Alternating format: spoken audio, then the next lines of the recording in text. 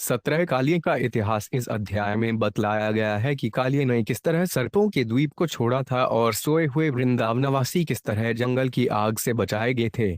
जब राजा परीक्षित ने कालिए द्वारा सर्पों के निवास रमणक द्वीप को छोड़ने तथा गरुड़ द्वारा उसके प्रति शत्रुभाव प्रदर्शित किए जाने के बारे में पूछा तो श्री शुकदेव गोस्वामी ने इस प्रकार उत्तर दिया। उस द्वीप के सारे सर्प भयभीत थे कि कहीं गरुड़ उन्हें निगल न जाए। उसे प्रसन्न करने के लिए वे प्रति मास एक वय वृक्ष के नीचे भांति भांति की भेंटें चढ़ा आते थे, किंतु कालिय मिथ्या अभिमानवश इन भेंटों को स्वयं खा जाता था। यह सुनकर गरुड़ अत्यंत क्रुद्ध हो उठा और कालिय को मारने चल पड़ा तो इस सर्प ने विराट पक्षी गरुड़ को डसना शुरू कर दिया। गरुड़ ने प्रचंडता पूर्वक अपने पंख से उसे मारा, जिससे कालिय अपनी जान बचाने के लिए यमुना नदी के सरोवर में भाग आया। इस घटना के पूर्व गरुड़ एक बार यमुना नदी में आया था और मछलियां खाने लगा था।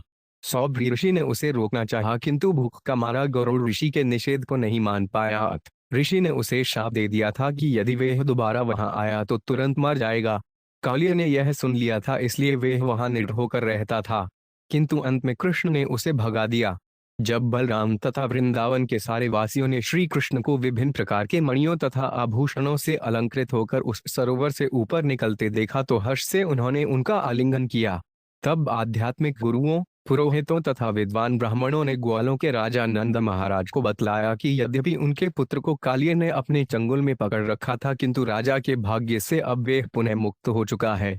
चूंकि वृंदावन के निवासी भूख, प्यास तथा थकावट के कारण ग्रस्त थे, अतएव उन्होंने वह रात यमुना के तट पर ही बिताई। अर्धरात्रि के समय जंगल में अग्नि भड़क उठी, क्योंकि ग्रीष्म ऋतु में यह जंगल सूख गया था। जब सोते हुए वृंदावनवासियों को आग ने घेर लिया तो वे सहसा जगे और रक्षा के लिए कृष्ण की ओर दौड़े। तब असीम बलशाली श्री कृष्ण अपने प्रिय संबंधियों तथा मित्रों को इस तरह पीड़ित देख तुरंत ही उस दावाग्नि को पी गए। श्री राजोवाच नागाल्यम रमणकम कठम तत्याज काले कुताम की वासुपर्ण से तैनेके नास्मजसम। एक, इस प्रकार कृष्ण ने कालिय की प्रताड़ना की। उसे सुनकर राजा परीक्षित ने पूछा, कालिय ने सर्पों के निवास रमणक द्वीप को क्यों छोड़ा और गरुड़ोसिका से इतना विरोधी क्यों बन गया? श्री शुकदवाच उपहारे है सर्पज्ञर्मासी मासी यो बले वानस्पत्यो महाबाहो नागाना प्रार्जनिरूपित स्वस्वभावान प्रयाचंती नागा पर्वणि पर्वीणि गोपी धायात्मन सर्वे सुपर्णाय महात्मने। 3, शुकदेव गोस्वामी ने कहा, गरुड़ द्वारा खाए जाने से बचने के लिए सर्पों ने पहले से उससे यह समझौता कर रखा था कि उनमें से हर सर्प मास में एक बार अपनी भेंट लाकर वृक्ष के नीचे रख जाया करेगा। इस तरह है महाबाहु परीक्षित, प्रत्येक मास हर सर्प अपनी रक्षा के मूल्य के रूप में विष्णु के शक्तिशाली वाहन को अपनी भेंट चढ़ाया जाया करता था। तात्पर्य, श्रील श्रीधर स्वामी ने इस श्लोक की एक दूसरी भी व्याख्या दी है। उपहार्य शब्द का एक दूसरा अर्थ भी किया जा सकता है, जिन्हें खाया जाना है उनके द्वारा। इसी तरह सर्प जनय का अर्थ है वे मनुष्य जो सर्प जाति के अधीन थे या उससे संबंधित थे। इस पाठ के अनुसार मनुष्यों का एक समुदाय सर्पों के अधीन हो गया था और उनके द्वारा खाए जा सकते थे। इससे बचने के लिए ये लोग सर्पों को मासिक भेंट चढ़ाते थे, जिसमें से एक अंश वे गरुड़ को देते थे ताकि वे उन्हें न खा जाए। यहाँ जो विशेष अर्थ प्रस्तुत किया गया है वे श्रील सनातन गोस्वामी की टीका तथा श्रील प्रभुपाद द्वारा भगवान कृष्ण नामक ग्रंथ के पर आधारित है। हर हालत में सारे आचार्यों में मतैक्य है कि सर्पों ने गरुड़ से सुरक्षा मूल्य रखी थी।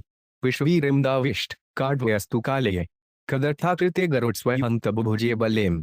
4, यद्यपि अन्य सभी सर्पगण ईमानदारी से गरुड़ को भेंट दे जाया करते थे, किंतु एक सर्प कबगु पुत्र अभिमानी कालिय इन सभी भेंटों को गरुड़ के पाने से पहले ही खा जाया करता था। इस तरह कालिय भगवान विष्णु के वाहन का प्रत्यक्ष अनादर करता था। तछूतवा कुपितो राजन भगवान भगवत प्रिय विजिद्घांसुर महावेग कालियन संपाद्रवत। 5, हे राजन, जब भगवान के अत्यंत प्रिय परम शक्तिशाली गरुड़ ने यह सुना तो वह क्रुद्ध हो उठा। वह कालिय को मार डालने के लिए उसकी ओर तेजी से झपटा। तात्पर्य, श्रील सनातन गोस्वामी बतलाते हैं कि महावेग शब्द इस बात का सूचक है कि गरुड़ की अत्यधिक गति को कोई नहीं रोक सकता। तमाप्तंतरसा विषायुत है प्रतिभयादुतित नैकमस्तक दधेस उपर्ण व्यदशी दायुध कराल जी हो चुमितो ग्रलोचन। 6, ज्यों ही गरुड़ तेजी से कालिय पर झपटा त्यों ही विष के हथियार से लैस उसने वार करने के लिए अपने अनेक सिर उठा लिए।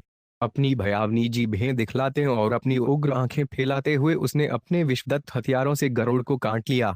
तात्पर्य, आचार्यों का कहना है कि कालिय ने विश्वमन करके शत्रु पर विष आयुध का इस्तेमाल दूर से और अपने भयावने दांतों से इटसकर निकट से किया।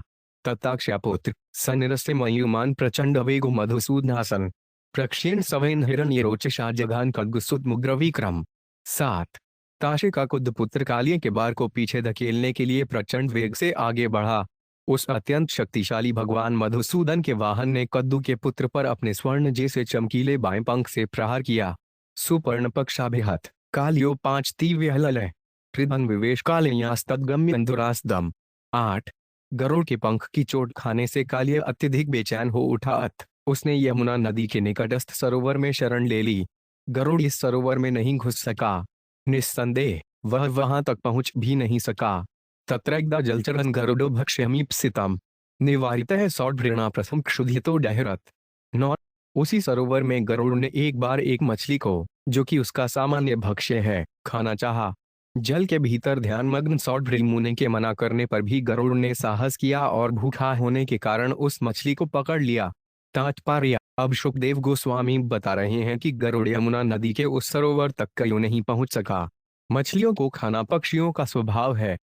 यदि गरुड़ भगवान की व्यवस्था के फलस्वरूप मछली खाकर अपना जीवन निर्वाह करता है तो वे कोई अपराध नहीं करता, किंतु सौड्भृ मुनि द्वारा एक महांतर प्राणी को अपनी भोज्य वस्तु खाने से मना किया जाना एक अपराध बन जाता है। श्रील विश्वनाथ चक्रवर्ती ठाकुर के अनुसार सौड्भृ ने 2 अपराध किए। एक तो यह कि उन्होंने गरुड़ जैसे उच्च महात्मा को आदेश देने का साहस दिखलाया और दूसरा यह कि उन्होंने गरुड़ को उम्र की इच्छा तृप्त करने से रोका। मीनान सुदुखितान दशलादीनान मीन पत्तोहते कृपया सौभ्य प्रातत्रत्य क्षेमाचरण। 10 उस सरोवर की अभागिनी मछलियों को अपने स्वामी की मृत्यु के कारण अत्यंत दुखी देखकर सौड्भृ मुनि ने इस आशय से शाप दे दिया कि वे उस सरोवर के रहने वालों के कल्याण हेतु कृपापूर्ण कर्म कर रहे हैं। तात्पर्य इस प्रसंग में श्रील विश्वनाथ चक्रवर्ती ठाकुर कहते हैं कि जब हमारी तथाकथित दया भगवान के आदेश से मेल नहीं खाती तो उससे केवल उत्पात मचता है। क्योंकि सौड्भृ ने उस सरोवर में आने से गरुड़ को मना किया था, अतएव कालिय उसमें घुस गया और उसने उसे अपना आवास बना लिया। इस तरह सरोवर के सभी निवासियों पर शाप आ गया। अंतप्रविश्य गरुडो यदि मत्स्यांश खाती सदैव प्राणैर्व्युजित सत्यमेतद् रविमहम्। 11 यदि गरुड़ ने फिर कभी इस सरोवर में घुसकर मछलियां खाईं तो वह तुरंत अपने प्राणों से हाथ धो बैठेगा। मैं जो कह रहा हूं वह सत्य है। तात्पर्य इस प्रसंग में आचार्यों की व्याख्या यह है कि सौड्भृ मुनि ने मछली के प्रति भौतिक अनुरक्ति एवं स्नेह के कारण स्थिति पर आध्यात्मिक दृष्टि से विचार नहीं किया। श्रीमद् भागवत के 9वें स्कंद में इसी अपराध के कारण उनका पतन दिखलाया गया है। मिथ्या दंभ के कारण सौड्भृ मुनि की तपोशक्ति जाती रही और इसी के साथ उनका आध्यात्मिक सौंदर्य तथा सुख भी।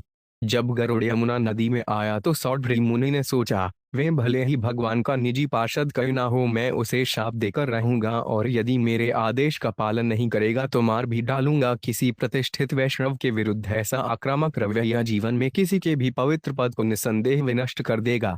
9वें स्कंद में बतलाया गया है कि सौड्भृ मुनि ने अनेक सुंदर स्त्रियों से विवाह किया और उनकी संगति से भारी कष्ट सहे, किंतु चूंकि उन्होंने वृंदावन में यमुना की शरण ले रखी थी इसलिए उन्हें ख्याति प्राप्त हो गई और अंत में उनका उद्धार हो गया। तत्कालीय परमन वेदनाण्य कश्चन ले है अवात्सीत गरुडाधीत कृष्ण इन चविवासित। 12 सारे सर्पों में केवल कालिय ही इस बात को जानता था और गरुड़ के भय से उसने यमुना के सरोवर में अपना निवास बना रखा था। बाद में कृष्ण ने उसे निकाल भगाया। कृष्ण हृदयाद्विनिष्क्रांत दिव्यस्त्रगंथवासम महामणिगणा कींजाम्बूंद परिष्कृतम। 193 उपलभ्योत्थिता सर्वे लब्ध प्राणा इवासव प्रमोद में भूतात्मानो गोपाः प्रीत्याभिरिभिरे। 94 कृष्ण द्वारा कालिय की प्रताड़ना का वर्णन फिर से प्रारंभ करते हुए शुकदेव गोस्वामी ने कहा, कृष्ण दिव्य मालाएं, सुगंधियां तथा वस्त्र धारण किए, अनेक उत्तम मणियों से आच्छादित एवं स्वर्ण से अलंकृत होकर उस सरोवर से ऊपर उठे। जब ग्वालों ने उन्हें देखा तो वे सब तुरंत उठ खड़े हो गए, मानो किसी मूर्छित व्यक्ति की इंद्रियां पुनः जीवित हो उठी हों। उन्होंने अतीव हर्ष से सराबोर होकर स्नेह पूर्वक उनको गले लगा लिया। यशोदा रोहिणी नंदो गोपियो गोपाशन कौरव कृष्ण समेत लब्धेहा आसन शुष्का नगा अपी। 17 अपनी जीव नदाई चेतनाएं वापस पाकर यशोदा, रोहिणी, नंद तथा अन्य सारी गोपियां एवं ग्वाले कृष्ण के समीप पहुंच गए।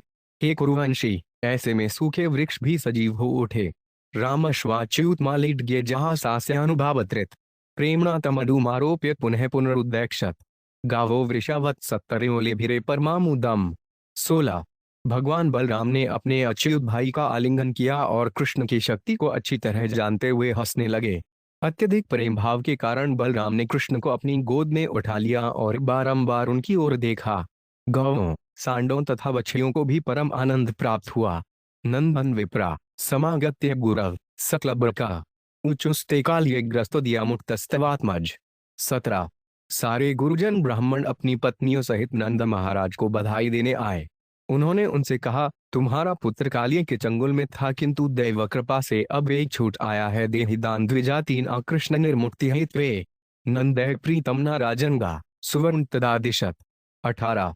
तब ब्राह्मणों ने नंद महाराज को सलाह दी, तुम्हारा पुत्र कृष्ण सदैव संकट से मुक्त रहे, इससे आश्वस्त रहने के लिए तुम्हें चाहिए कि ब्राह्मणों को दान दो है राजन। तब प्रसन्नचित्त नंद महाराज ने हर्षपूर्वक उन्हें गौओं तथा स्वर्ण की भेंटें दी। यशोदापि महाभागा नष्टलब्ध प्रजा सती परेश्वजाडुमारोप्य मुमोचा शुक्लामुहुः। 19। परम भाग्यशालिनी माता यशोदा ने अपने खोए हुए पुत्र को फिर से पाकर उसे अपनी गोद में ले लिया। उनको बारंबार गले लगाते हुए उस साध्वी ने आंसुओं की झड़ी लगा दी। ता रात्रि तत्र राजेंद्र क्षुतुर्भ्य श्रम का शिप्ता ऊषुर्वयोक्सुगाव कालया उपकूलतः। 20। हे नृपश्रेष्ठ परीक्षित, चूंकि वृंदावन के निवासी भूख प्यास तथा थकान के कारण अत्यंत निर्बल हो रहे थे, अतः उन्होंने तथा गौओं ने कालिंदी के तट के निकट ही लेटकर वहीं रात बिताई। तात्पर्य: श्रील जीव गोस्वामी ने संकेत किया है कि यद्यपि लोग भूख तथा प्यास से निर्बल हो गए थे, किंतु वहां पर उपस्थित गौओं का दूध उन्होंने नहीं पिया, क्योंकि उन्हें भय था कि उनका दूध सर्प के विष से दूषित न हो गया हो। वृंदावनवासी अपने प्रिय कृष्ण को वापस पाकर इतने अधिक प्रसन्न थे कि वे अपने अपने घरों को जाना नहीं चाह रहे थे। वे कृष्ण के साथ यमुना तट पर ही ठहरना चाहते थे, जिससे वे उन्हें लगातार देख सकें। इसीलिए उन्होंने नदी के तट के निकट विश्राम करने का निश्चय किया। तदा शुचिवनोधूतोद्धावाग्नि सर्वतोत्रजाम सुप्तां निशीधावृत्य प्रदग्धुमुपचक्रमे। 29। रात्रि में जब वृंदावन के सभी लोग सोए हुए थे तो सूखे ग्रीष्मकालीन जंगल में भीषण आग भड़क उठी। इस आग ने चारों ओर से ब्रजवासियों को घेर लिया और उन्हें झुलसाने लगी।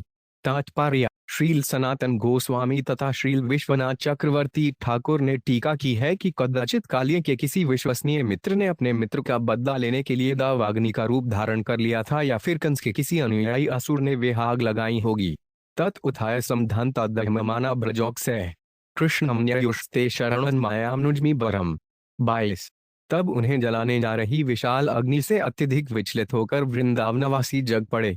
उन्होंने दौड़कर भगवान कृष्ण की शरण ली, जो आध्यात्मिक शक्ति से सामान्य मनुष्य के रूप में प्रकट हुए थे। तात्पर्य: श्रुति या वैदिक मंत्र कहते हैं, स्वरूप भूतया नित्य शक्त्या मायाख्या, भगवान की शाश्वत शक्ति जिसका नाम माया है उनके आदि रूप में निहित है। इस तरह भगवान के शाश्वत आध्यात्मिक शरीर में असीम शक्ति रहती है, जो परम सत्य की सर्वज्ञ इच्छा के अनुसार सारे जगत का बिना प्रयास संचालन करती है।